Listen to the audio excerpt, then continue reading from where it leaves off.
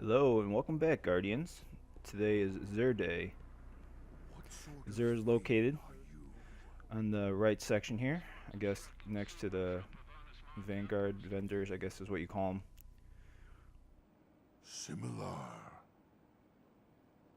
For the Titan, he has Insurmountable Skull Fort, Discipline upgradable to 108. The highest stat roll I believe is like 127, 130.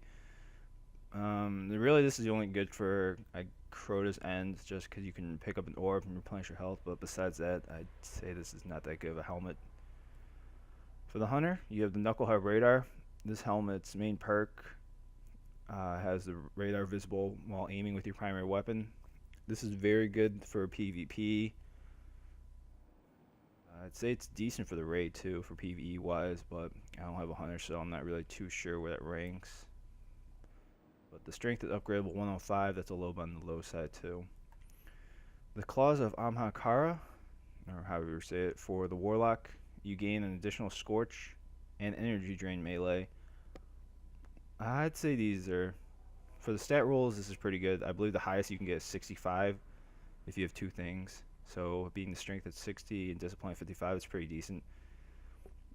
As long as the land exotics for Warlock, I have these fully upgraded and I maybe use them here and there for PvP just to fool around with. But besides that, you can use like helmets and chest plates that are better for the gauntlets, or rather than using gauntlets. Excuse me.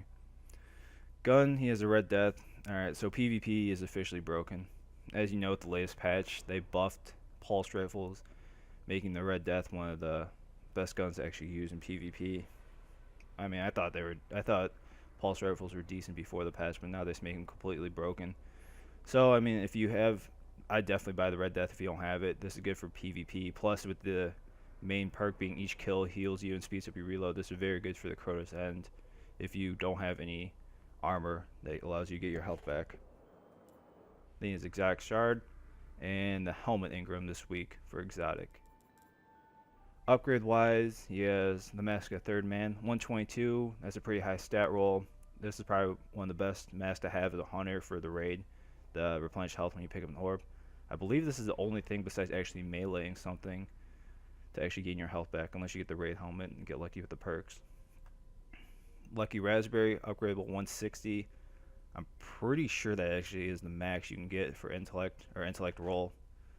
I don't have a hunter, so I'm not too sure how good this really is. Helmet Stain 14. I believe he actually sold this last week. I don't know if the intellect was higher or not. But if you have the 30 version and you didn't buy one last week, definitely upgrade it. This is probably one of the best helmets for the Titan. The Glass House may be one of the arguable ones against it, but blinding enemies I think is a little better than having the blessing or weapons for 5 more seconds. Helm of Inmost Light for the Titan class. Don't upgrade it. It's not worth the Glimmer or a Shard. Very low stat roll for strength, and I mean besides this is really a PvP helmet, having the Striker class, Death from Above, and Headstrong. Light Beyond Nemesis. I think he's had it actually last week for a higher stat roll. I'd recommend don't upgrading it. I mean, it does have the replenished health, but if you have the Apotheos Veil, it's a lot better. The stat is pretty high though for strength for 126, but yeah, I'd say if you got the extra Glimmer and Shard, go ahead. But if not, it's really up to you. And Sunbreakers, once again, here it seems like he's selling this or upgrading it. And once again, has an incredibly low intellect roll. Don't upgrade it at all. Gun wise, he has the Hard Light, Red Death. Um, I'm seeing a trend. For every gun he has for sale, he always has the upgrade for it for some reason. Um, I guess if you have the 300 version, go ahead. Or if you have the extra strange coin, go and buy it. Universal Remote, Plan C, Patience and Time, and Truth. Really for the guns, it's really up to you. I mean, pick and choose. I mean, they're decent to below par guns, I guess, for Crucible or PvE wise. I'd say if you have the Universal Remote's decent with the buff and shotguns. PvE wise, they're decent. I still don't use them, but a lot of people who do say that the buff really does help with them. And like I said, the Red Death if you aren't going to buy it. Curios, he has Scout Rifle, Machine Gun Telemetry, Rocket Launcher Telemetry, Emerald Coil, Void Drive, and Heavy Ammo Sins. But besides that, that's Zero in a nutshell this week. Thanks for watching, and I'll see you guys later.